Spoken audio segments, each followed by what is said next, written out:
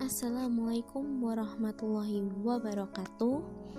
Perkenalkan, nama saya Safira Aulia Majid dari UIN Raden Mas Said Surakarta.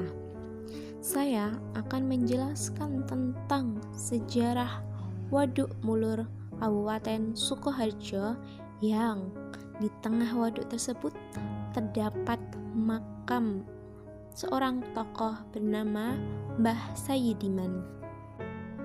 Sejarah makam di tengah Waduk Mulur Sukoharjo.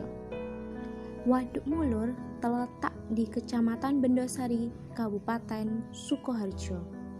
Jarak Waduk Mulur dengan kota Sukoharjo sekitar 7 km. Waduk Mulur dibangun pada masa kolonial Belanda ini berumur sama dengan berdirinya negara Indonesia. Waduk terbesar di Kabupaten Sukoharjo itu dimanfaatkan warga untuk membudidayakan ikan nila dalam keramba apung. Saat sore hari, tak sedikit masyarakat Sukoharjo yang mengunjungi Waduk Mulur untuk menikmati panorama alam. Ekonomi masyarakat sekitar pun meningkat seiring dibangunnya kembali Waduk Mulur ini pada tahun 1998, yaitu penggantian pondasi tanggul secara menyeluruh. Waduk Mulur merupakan salah satu peninggalan kolonial Belanda yang saat ini masih tetap berfungsi dengan baik sebagai cadangan air untuk pengairan di wilayah Sukoharjo. Walaupun pernah direnovasi pada tahun 1998, Waduk Mulur tidak meninggalkan kesan produk kolonial Belanda dan masih tetap terjaga bentuk aslinya.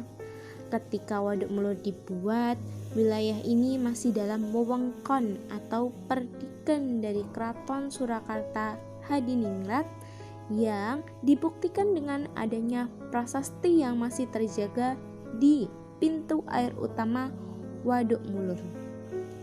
Tetapi setelah kemerdekaan Republik Indonesia, otomatis hak kepemilikan Waduk Mulur menjadi milik negara Republik Indonesia.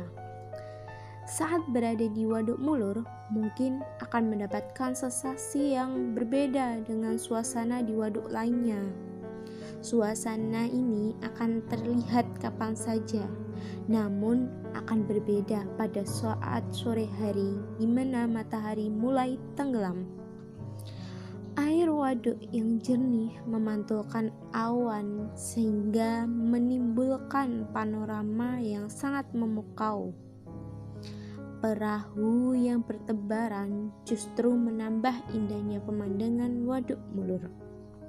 Perahu-perahu pemilik karamba dan barisan pemancing di berbagai sudut waduk juga menjadi daya tarik tersendiri. Di balik indahnya panorama alam, Waduk Mulur memiliki cerita sejarah yang cukup menarik. Konon, nama Waduk Mulur berasal dari kata ulur, yang dalam bahasa Jawa artinya berlanjut atau terus-menerus. Cerita rakyat mengenai asal-usul Waduk Mulur berkaitan erat dengan kisah peperangan Pangeran Diponegoro yang bergerilya melawan pasukan kolonial Belanda.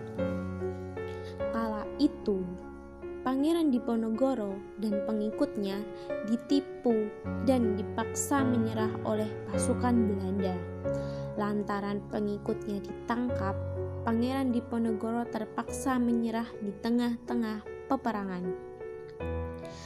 Dia bersedia menyerah dengan syarat seluruh pengikutnya dilepaskan. Akhirnya Belanda mengabulkan permintaan Pangeran Diponegoro dan melepaskan ratusan pengikutnya. Pangeran Diponegoro menyerahkan pusaka berupa sebilah keris kepada salah satu pengikut setianya bernama Iman Mukmin. Dia dikenal warga setempat sebagai Kiai Sayyid Iman yang diberi tugas khusus menyerahkan pusaka keris itu kepada Putri Serang atau Raden Ajeng Serang untuk melanjutkan peperangan gerilya melawan Belanda. Nah, yang unik adalah di tengah waduk ada sebuah makam yang dikeramatkan, yaitu makam Mbah Sayyid Iman atau Mbah Sayyidiman. Walaupun sebenarnya ada beberapa makam di tengah Waduk Mulur, namun yang menjadi fokus adalah makam Mbah Sayyidiman. Konon, menurut cerita, Mbah Sayyidiman adalah pengikut Pangeran Diponegoro saat perang gerilya. Mereka menghimpun kekuatan dengan mengajak pengikut Pangeran Diponegoro lainnya bertempur melawan Belanda. Perang sengit pun pecah selama berbulan-bulan.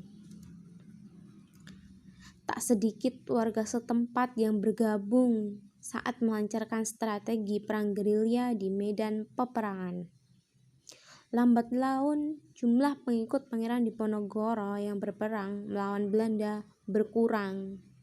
Setelah Pangeran Diponegoro ditangkap Belanda dengan kelicikan Belanda, banyak pengikut yang gugur dalam peperangan.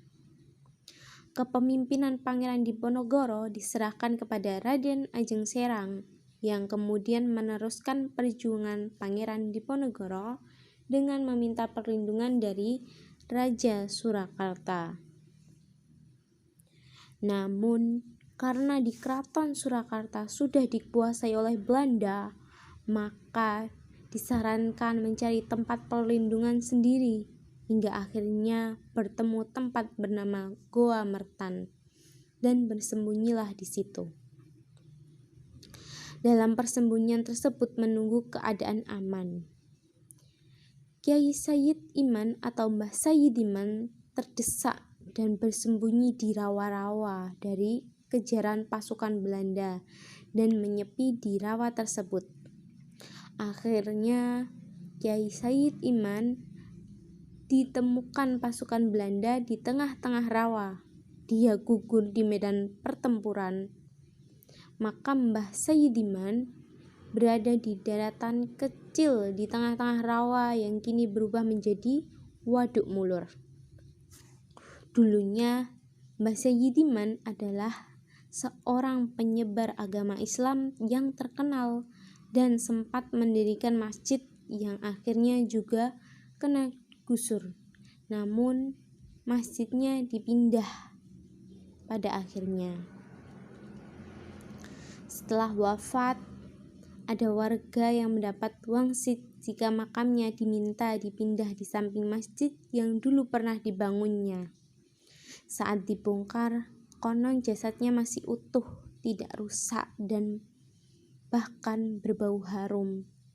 Hingga saat ini, makam tidak ada yang berani membongkar karena kekuatan mistis dan banyak peziarah yang mendatanginya. Untuk sampai ke makam kini sudah ada jalur khusus tanpa harus naik perahu.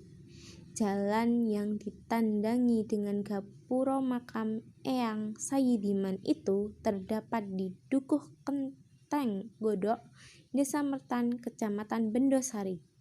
Gapuro Kenteng sendiri berada di sisi kiri jalur Sukoharjo Jatipuro, Karanganyar, sekitar 2 km dari Waduk Mulur sendiri. Makam dulunya berada di tengah-tengah pemukiman warga, tetapi karena ada proyek pelebaran waduk, makam tersebut tidak ikut tergusur. Proyek pelebaran waduk itu menggusur 2 kampung, yaitu Dusun Gempol Tani dan Dusun Bandungan. Makam Mbah Sayyidiman tidak turut tergusur karena kekuatan mistisnya yang sangat kuat. Tidak ada yang berani yang membongkar karena sudah pernah dibuka tetapi baunya sangat harum dan sudah ada permintaan dari keraton, yaitu Keraton Kasunanan Surakarta. Selain itu, tidak membongkar makam Mbah Sayyidiman merupakan tindakan untuk mengenang dan menghargai jasanya dalam melawan pasukan Belanda dan juga penyebar agama Islam. Sekian sejarah tentang makam di tengah Waduk Mulur yang dapat saya sampaikan. Banyak salah kata, saya mohon maaf yang sebesar-besarnya. Wassalamualaikum warahmatullahi wabarakatuh.